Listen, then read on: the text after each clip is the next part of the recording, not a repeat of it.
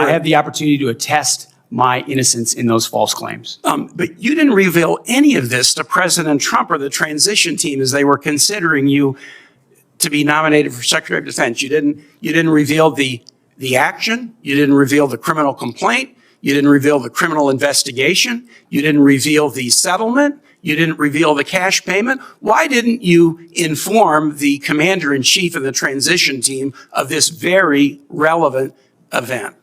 Senator, I've appreciated every part of the process with the transition team. They have been open and honest with me. We've had great conversations between the two of us, and I appreciate the opportunity that President-elect Trump has given me. You chose not to reveal this, right? Because you knew it would hurt your chances.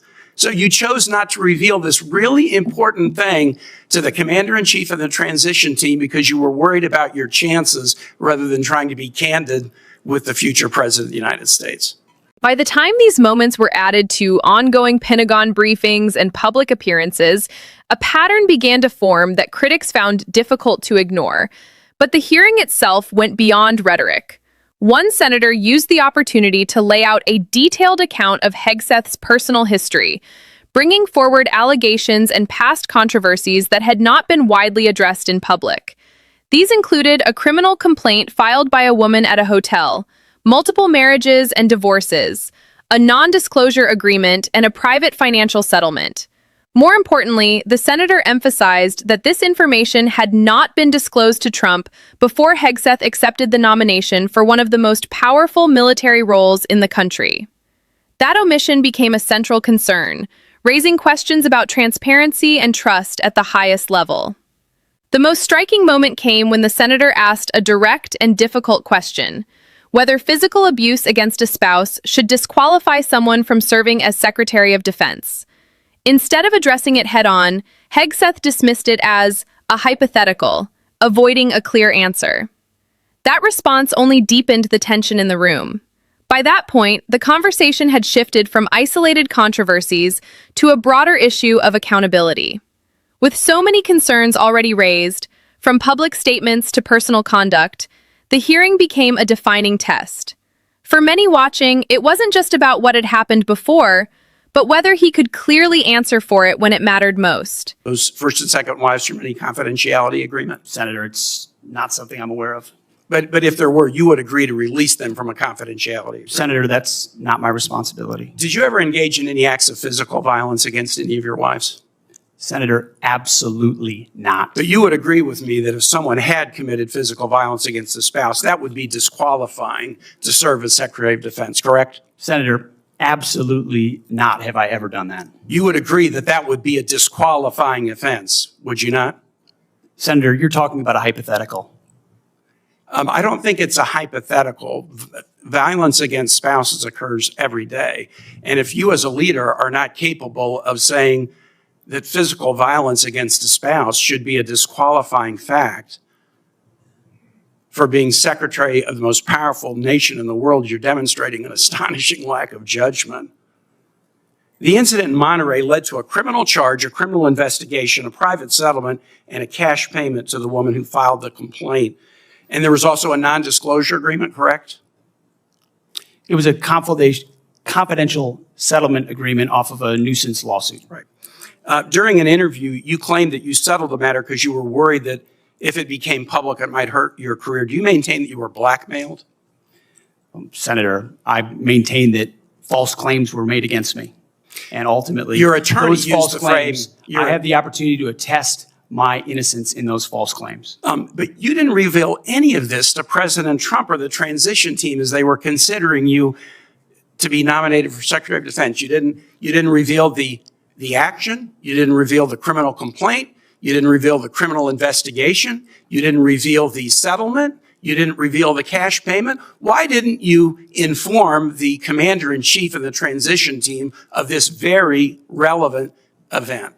Senator, I've appreciated every part of the process with the transition team. They have been open and honest with me. We've had great conversations between the two of us.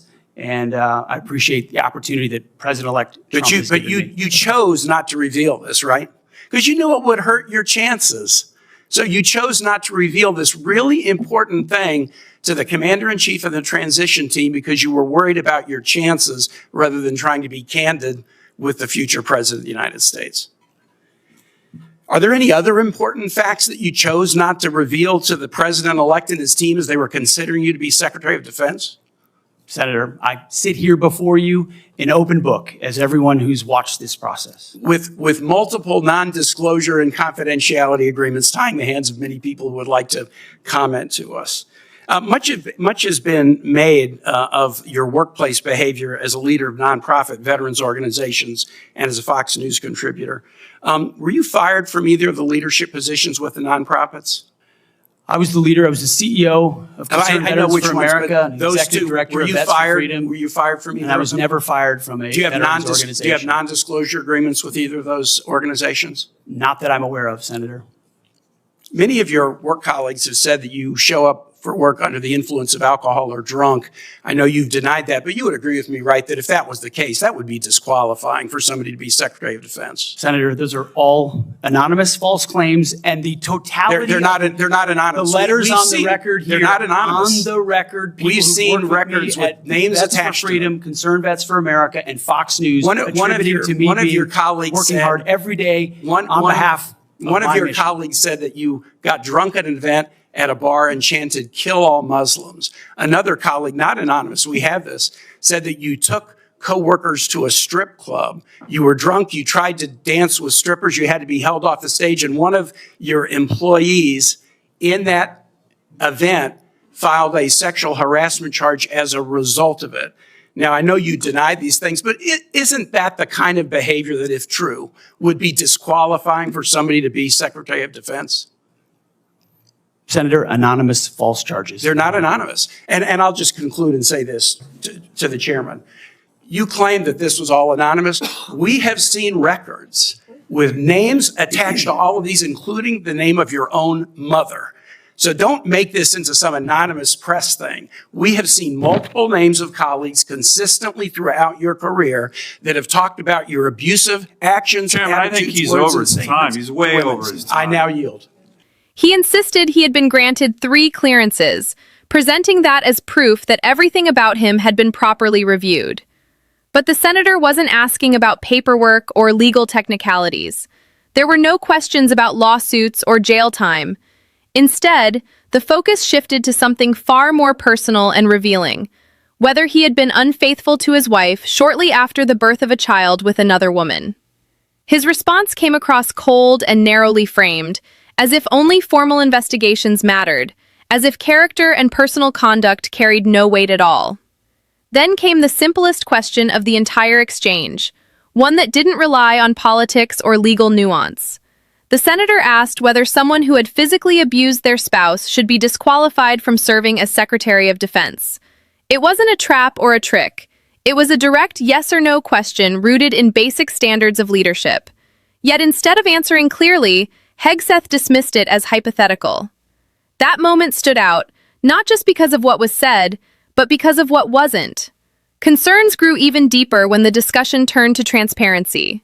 According to the senator, key details, including a non-disclosure agreement, a financial settlement, and a past complaint, were not shared with Donald Trump before the nomination. The implication was not that these facts were forgotten, but that they were intentionally withheld out of fear they could damage his chances. That distinction changed everything. It suggested a calculated decision rather than an oversight, raising serious questions about trust and honesty at the highest level. The hearing also touched on testimony from individuals who knew him personally, including claims tied to his own family. Yet from his seat, Hegseth rejected the allegations, calling them false. This added another layer to an already tense situation, especially when combined with earlier controversies, public statements, unusual remarks, and criticism of the press. By the end, the issue was no longer about a single accusation or one exchange. It became a broader conversation about standards. What should be expected from someone entrusted with leading the most powerful military in the world? Should qualifications be measured only by clearances and titles? Or should integrity, accountability, and personal conduct matter just as much? Those are the questions that linger long after the hearing ends.